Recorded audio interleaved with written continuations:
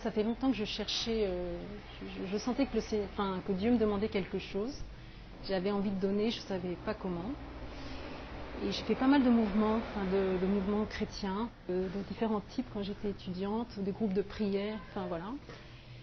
Et puis un jour par hasard, c'est en cherchant justement, on m'a parlé de l'Opus Dei. J'étais dans une résidence d'étudiante pour écouter un cours.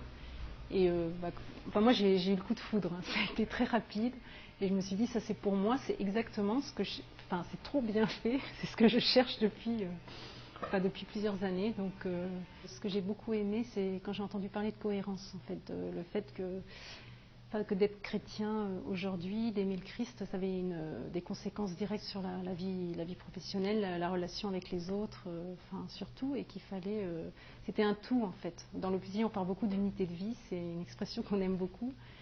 Et voilà, c'est-à-dire qu'on ne peut pas être seulement chrétien du dimanche ou chrétien ponctuellement, et puis après oublier, faire comme si Dieu n'existait pas. Là, en fait, il s'agit d'être contemplatif au milieu du monde, donc de penser à Dieu. On y pense tout le temps, de manière comme une personne amoureuse pense à la personne aimée parce que ça lui fait plaisir. Je pense à Dieu, je lui parle, je fais les choses pour lui. Bon, quand ça me coûte, je lui dis bon allez, je vais le faire pour toi, pour te faire plaisir, parce que je sais que c'est bon. Quand je suis heureuse, quand je fais quelque chose où je suis bien, je le remercie, je lui parle. Et puis parfois je pense à ce que je vais faire le soir. Je sais pas, il y a une intimité entre nous deux et voilà, c'est ça. Parfois je l'oublie aussi parce que je pense à autre chose.